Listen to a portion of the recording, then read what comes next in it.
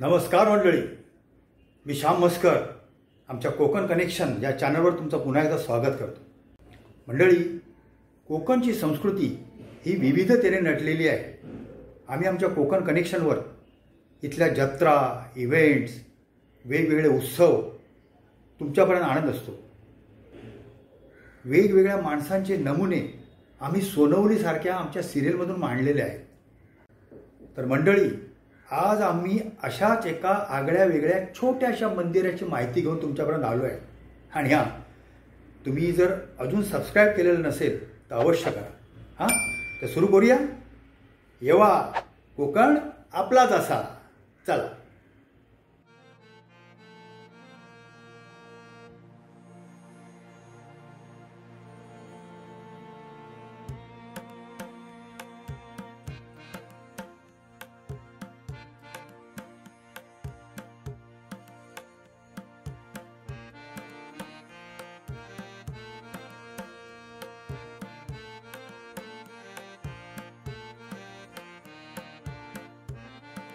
मंडळी, हे आहेत आमच्या नांदगाव गावचे बाबूराव मेस्त्री.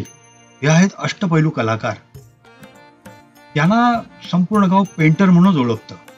म्हणजे हे गणपतीच्या मूर्त्या करतात, अतिशय उत्तम असं लाकडी कोरीव काम करतात आणि फार छान भजनी बुवा आहेत. आमच्या बाजूच्या पाटोणे गावातल्या त्यांच्या दत्तू नार्वेकर या मित्राच्या सांगण्यावरून त्यांनी हे देऊळ बांधायला घेतलं.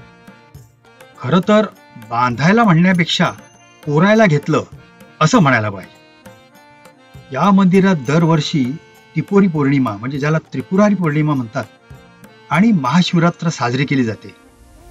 याच्यासाठी नार्वेकरांचा मुलगा खास मुंबईहून रिक्षा घेऊन गावाला येतो आणि त्याच्याच रिक्षातून आम्ही आता मंदिरापर्यंत चाललो.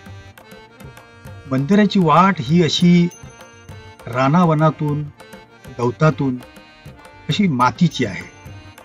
कारण हे देऊळ मुख्य वस्तीपासून थोडंसं लांब आहे. फार जिकिरीने ही रिक्षा तो चालवतोय. अर्थात मंदिराकडे जाण्यासाठी त्यांनी हा खास रस्ता बनवून घेतलेला आहे.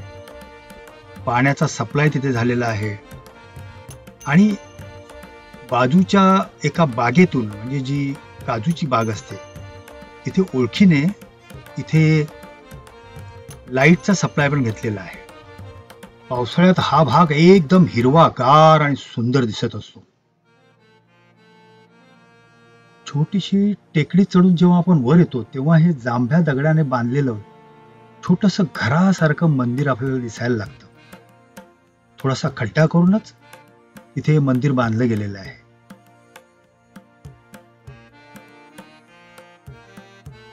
इथे आज नवरात्र असल्यामुळे काही गावकरी जमा होत आहेत.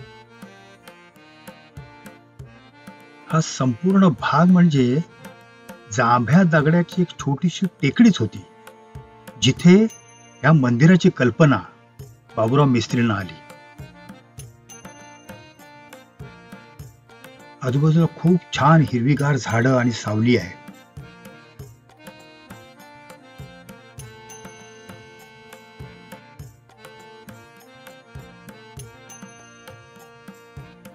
कोकणातल्या इतर घराप्रमाणेच याच्या भिंती जांभ्या दगडाने बांधून काढलेल्या आहेत.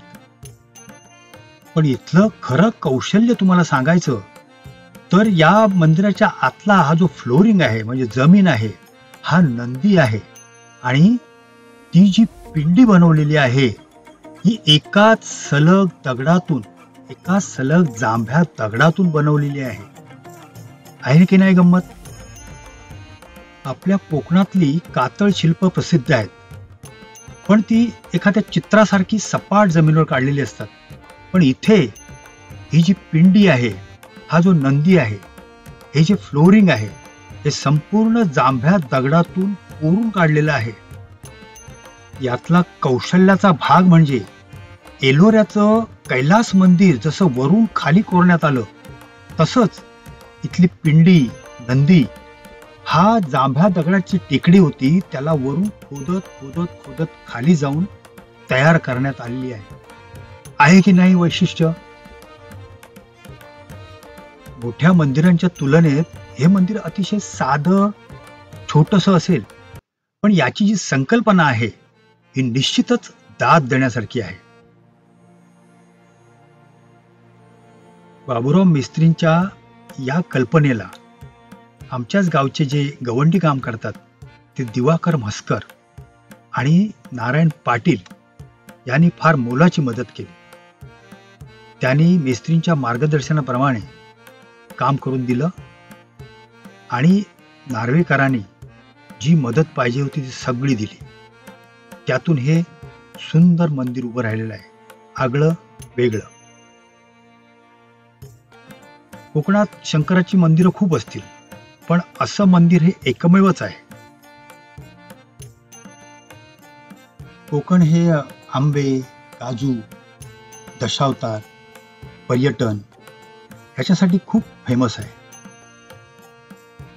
थोडंफार ते देवदेवस्की किंवा अंधश्रद्धा यांच्यासाठी पण बदनाम आहे. पण कोकणची माणसं खूप श्रद्धाळू आहेत. त्याच्यातूनच अशा मंदिरांची निर्मिती होते.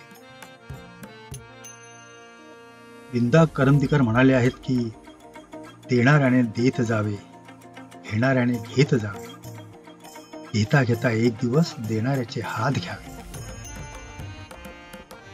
आज समाजात ओरबाडून खाण्याची जी वृत्ती तयार झालेली आहे किंवा फक्त घेण्याचा जो लोभ वाढलेला आहे, त्याच्यातून मनःशांती न मिळता केवळ असंतोषच जन्म घेतो. मात्र समाजासाठी आपण काहीतरी देणं लागतो या वृत्तीतून असे काही प्रकल्प केले आणि त्याच्याशी लोकांना जोडलं तर त्याचा समाजाला उपयोग होतोच, पण स्वतःच्या मनःशांतीला पण खूप चांगला फायदा होतो.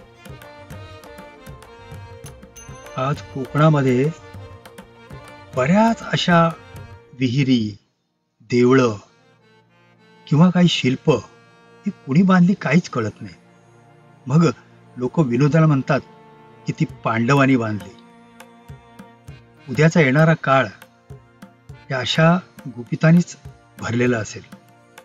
तेव्हा पण कदाचित कोणीतरी म्हणेल, अरे वा, हे सुंदर देऊळ कुठल्या बरे पांडवाने बांधले असेल. तेव्हा आपल्याला सांगायला अभिमान वाटेल की कोकणातले नार्वेकर आणि बाबूराव मेस्त्री यांच्या मैत्रीतून ही सुंदर कलाकृती निर्माण झालेली आहे. जय भोलेनाथ. तर मंडळी, ही माहिती तुम्हाला कशी वाटली ती कॉमेंट्स करून सांगा आणि तुमचे मित्रमंडळी, नातेवाईक यांना हे फॉरवर्ड करा आणि त्यांनाही सांगा आमचे चॅनल सबस्क्राईब करा. ठीक आहे, भेटूया पुन्हा एकदा. धन्यवाद.